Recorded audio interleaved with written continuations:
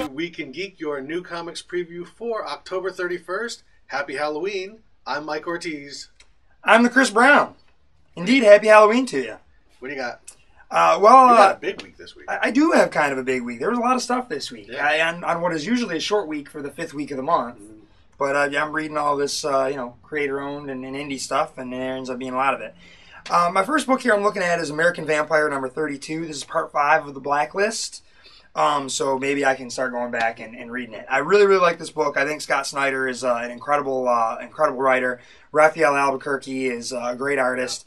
Scott Snyder also won Writer of the Year this year at the Sheldorf Awards, which was kind of cool.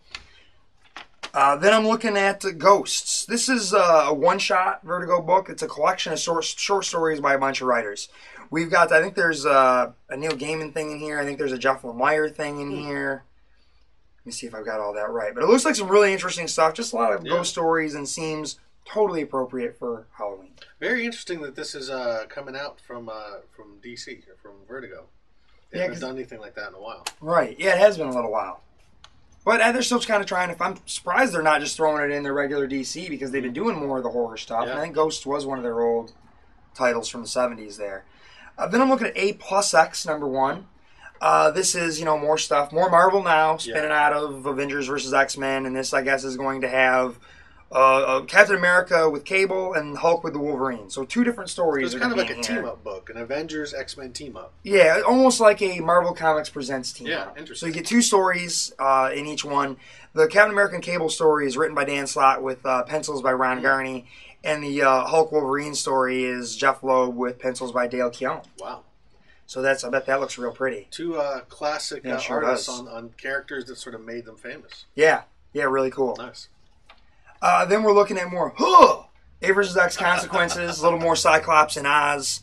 Unfortunately, there's no guy with a funny hat on. I'm wondering how he's going to keep that on. Looks like this one's got Namor. Looks like it does. Is that Hope as well? I don't know. The Hunt for Namor. So, it looks... all right, maybe it's a little less just straight on prison. The other ones... Oh, no, there we go. That's prison. Is that Cyclops with a tattoo, or is that somebody else? I think that's somebody else. Okay, there we go. I was going, good criminy. Cyclops with an X-Men tattoo? That would just be too much. Well, now I think the Cyclops supporters are... they're all getting tattoos. He's got a cult in prison? I guess there was a line in one of those where he says something about before long they're going to be wearing Cyclops was right t-shirts, the way they did Magneto was right t-shirts after Grant Morrison's X-Men.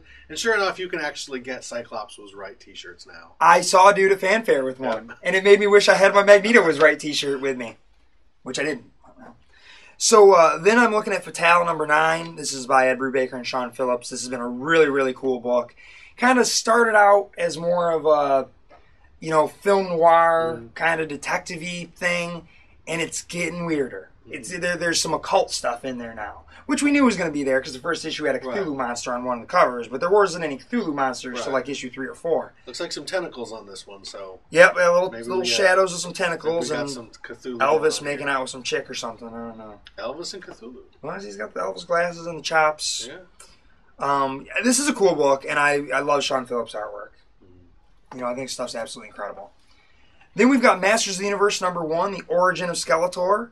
This is written by Joshua Hale Fialkov, who was doing iVampire, and with art by Fraser Irving. Great artwork. Looks really cool. I like the regular He-Man book they've been doing, so I kind of want to see how they're going to do an origin on Skeletor here. But the art does look really cool. Very, very interesting sort of stuff. Kind of simple and yet complex in its simplicity. Kind of dig it. Then we have Superman Family Adventures number 6 with the Menace of Metallo. This is by friends of the show, Art and Franco. This is just a fun book. You don't have to be reading all of them, from the beginning. You can just pick up an issue and read it, and it's just fun superhero stories. Fun Superman stories. And as I've said before, I do not think there's anyone on the planet that loves Superman more than Art Baltazar. So this ends up being a really, really fun book and a nice fit for him. Then I've got Swamp Thing Annual number 1. This is Rot World, Secrets of the Dead. Swamp Thing here. This is written by Scott Snyder and Scott Tuft. Scott Tuft was the one who did most of the heavy lifting on Severed. That's right, I remember. So he was kind of, co-wrote with Snyder, and it looks like he's co-writing with him again. And I thought his writing on Severed was fantastic. So this should be fun. This should be pretty cool. Seeing him take a crack at Swamp Thing. And what is that? Looks like Mike Allred, but that's Becky Cloonan, but it's got an Allred-ish quality to it. At least that guy's face does. It's like if Michael Allred and Brian Lee O'Malley decided to draw comics together. Like backstory on the Rot or something? I believe so, because isn't that what's her name? Arcane? Abby Arcane. And so it looks like it's probably a backstory on what's going on there. That's what they've been doing with some of these annuals here. So we got another annual. Lots of annuals in the fifth week here. We've got the Teenage Mutant Ninja Turtles annual from IDW. This is by Kevin Eastman and what's that guy's name? Tom Waltz. This is all black and white. Most of the story, the new revamp's been in color. This is all black and white, so it's going to feel like old Turtles. Old school Turtles. It's got the duotones and all that. Yep. Oh, yeah, and it's Kevin Eastman. It looks fantastic. Really, really cool stuff. I'm not sure what they're doing, if this is just going to fit into the regular story, or if they're just telling a one-off deal. But we also have issue number 15 this week. And, Turtles has been a good book. I am also behind on this one. I do have to get caught up, and this is one I will get caught up on. But it's been a real nice revamp of the Turtles, and it's been really cool. I dig it. And I think it seems all the other Turtles fans dig it as well. It's been a popular book. Now I've got a kind of a weird one. This is, there is no one on the planet that would have loved this book more than a drunken 90s The Chris Brown. If this came out, on a week where I knew I had to wake up drunkenly and stumble off to the comic shop to pick it up, I certainly would have. This is The Tick Meets Madman. This really should have come out when I was 19. I would have, not that I was old enough to drink then, and I certainly did not. When I was 21, still liked them very much and would have done that then. Really, really cool stuff here. I mean, how do you not love? There's zombies in it? Wow.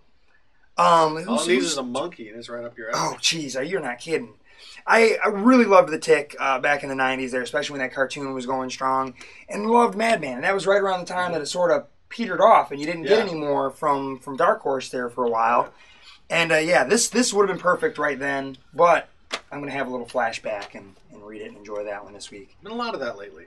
Yeah, there has. I feel like I'm stuck in the 90s all of a sudden. I don't know, go figure. Then we've got Mars Attacks: The Holidays.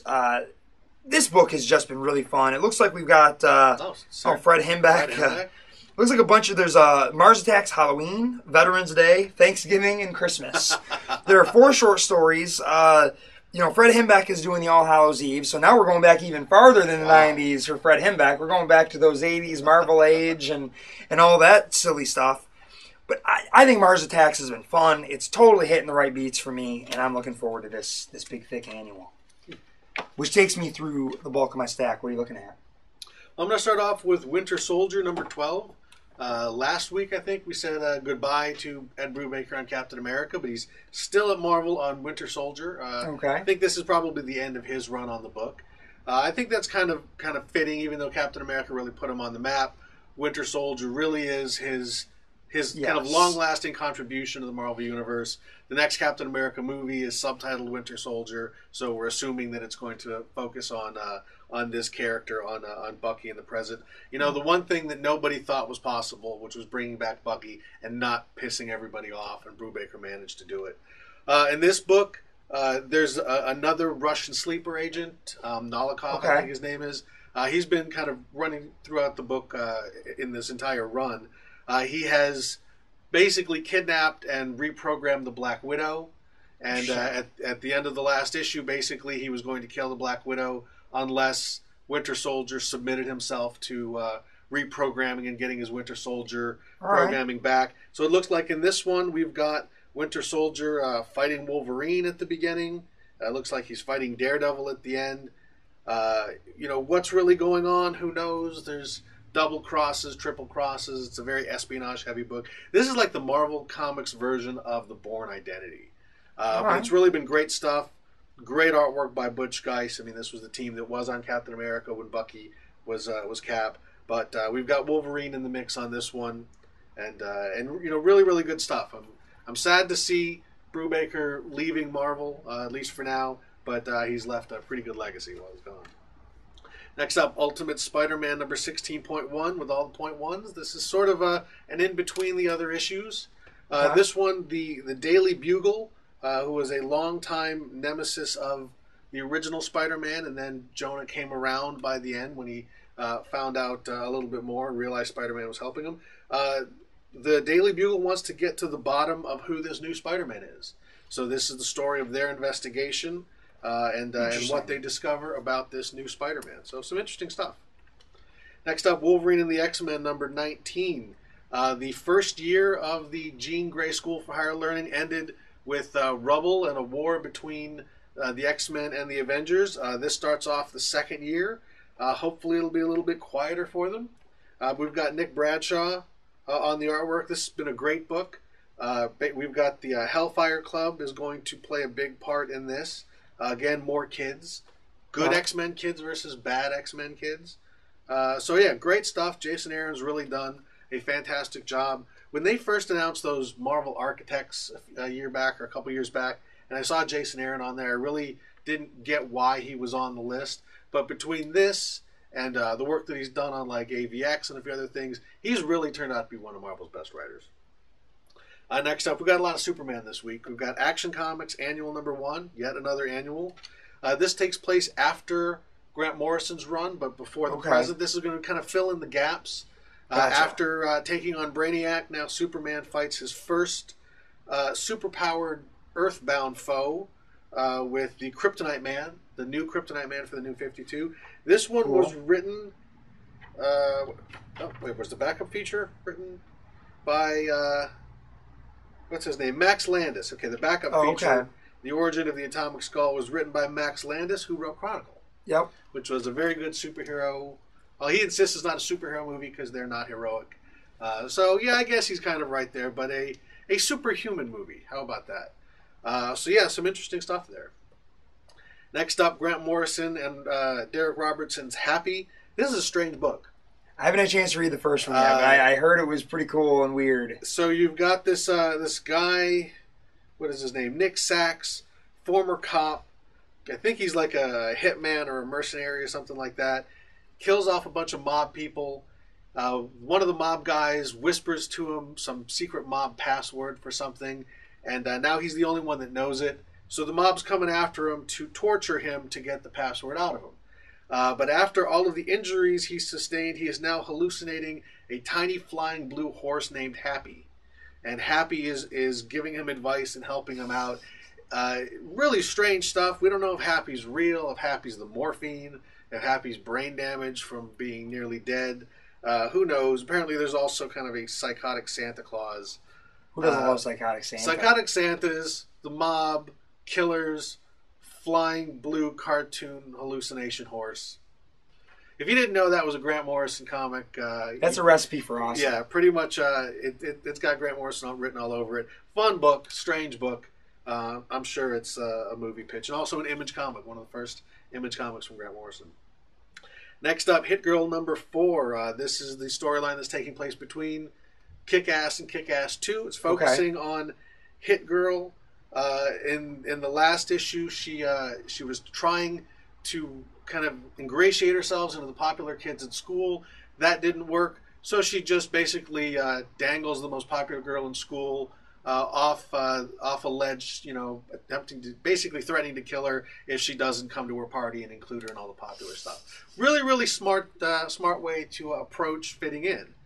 At the end of last issue, Hit Girl was at the end of a bunch of mob gun barrels, so I'm sure this issue begins with her killing all of them because that's happened what many Hit Girl times does. before. And also this is the story of how the Red Mist goes to becoming the new character in Kick-Ass 2, whose name we cannot actually say on the show because we try to keep it clean here. But yeah, he's going on a world tour to find some Asian martial arts masters who will train him and become a great detective. Basically, he's going to try to become Bruce Wayne, but evil. So I'm sure that's not going to work out. Always be yourself. Yeah. Unless you can be Batman, then be Batman. He's going to try to be Batman. He's got mob money and a passport. So next up is the Mighty Thor number 22. This is the finale of Matt Fraction's run on Thor. Okay. It's been a really cool run. Like all these... So you got some Galactus in there? Got some Galactus. At the end of Everything Burned, Odin came back. So, so I don't think he's too happy. And these are going to be the consequences of Everything Burns, setting things up for Jason Aaron, to take over Thor when next month with the Marvel Now Thor God of Thunder. So again, a lot of these Marvel comics are coming to a close. This is the goodbye.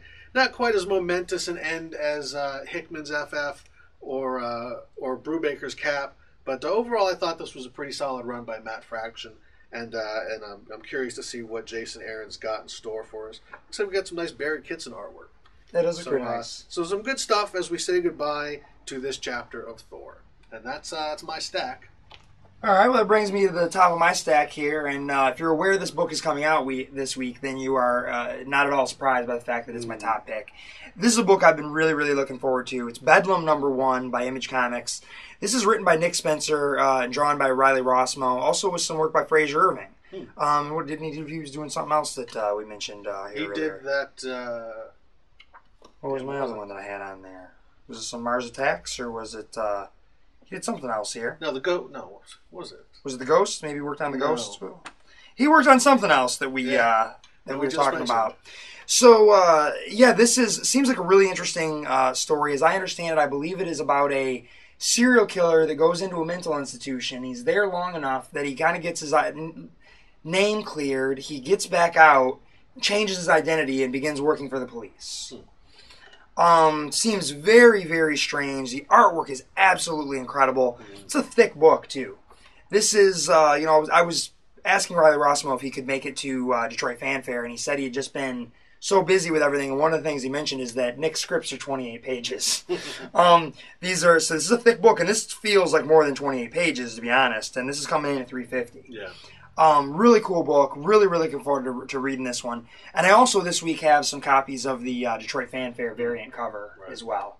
So, can't wait to read this one. I held back and did not read the variant because I was like, well, I want to get into this baby and don't want to mess it up. So that is my top pick of the week. Definitely check that one out. It's going to be hot. It's already sold out at the distributor level from what they say. So awesome. But I've got plenty of them. If I sell out, I'll be shocked. Yeah. My top pick is Superman Earth 1 Volume 2. This is a hardcover graphic novel from J. Michael Straczynski and Shane Davis. The first one came out a couple years ago. Yep. Big hit. Sold out very quickly. This Earth 1 premise is it's out of continuity.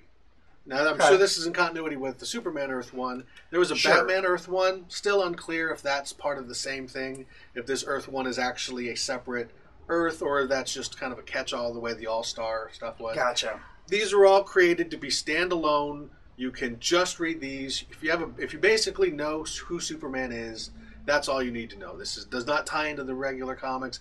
In a lot of ways, this was sort of the precursor to what they did with the New 52. This was a younger Superman at the beginning of his career. They made some changes in the origin, changes in the costume. Just sort of a different, more modern take that went pretty well, and I think that kind of gave him the idea to do that to the whole line. This continues the storyline that was started a couple years ago. This one, I believe, has Superman fighting the Parasite, cool. But there's also some subplots with the government. We find out that Krypton in this continuity did not explode by accident, but was in fact destroyed, and there's some hints that whoever did the destroying may still be out there, possibly coming to Earth. So some interesting stuff, a very different take on Superman. I wouldn't necessarily say it's a darker take. In the first one, it was kind of a more somber take because he was trying to decide whether or not he wanted to be a hero, if he wanted to be a doctor, if he wanted to be a sports star, be a scientist. Where was he going to devote his life? Given the writer, at least he's not just walking. He was not walking, he was thinking. But there was a lot of action in that one. I think a lot of the stuff that seems like it's going to be coming up in the new Superman movie seems to be taken from this take as well. You can grow a beard and hitchhike and tell everybody they wouldn't like him when he's angry. Well, this That's takes what the place movie after looks like that. to me. Oh, sorry. But it's definitely kind of a new modern take on Superman. If you are someone who has a very specific, classic Silver Age take on Superman, you're not going to like this book. If you don't like Superman, you might like this because it's very different. It's not the big Boy Scout that a lot of people don't like. If you like seeing different interpretations of Superman and seeing what different people can do with the character, I think you'll like this book. But yeah, if Superman for you is pretty much Kurt Swan and Marty Pasco, then stay away, because that's not this Superman. Well, and Shane Davis's artwork's incredible on that. And fantastic. It's artwork. Also my understanding that when he was doing the first one, he literally mapped out the whole city.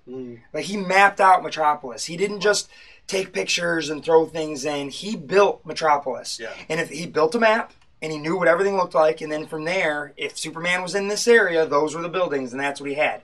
He wasn't just throwing backgrounds in. He mapped out the whole thing. He knows what Metropolis looks like. It's a very grounded, he's a great artist. Very book. amazing talent. The artwork is gorgeous. It's a slight redesign on the costume, actually much less of a redesign than what's in the New 52. He's got the red undies, so if you miss the red undies, this is pretty much the only place you can get them. I do miss the red undies. It's a really solid book, really interesting take on the Parasite. And just flipping through this, it looks like we're going to get a little bit of a hint as to what the Earth 1 Lex Luthor is going to be all about. Didn't show up in the first volume. I saw the word Lex mentioned in here in kind of an interesting way. So interesting stuff. The first one was a huge hit. I think this one will be pretty successful too. So if you want a different kind of Superman, check it out. Right on. With that is your Week in Geek.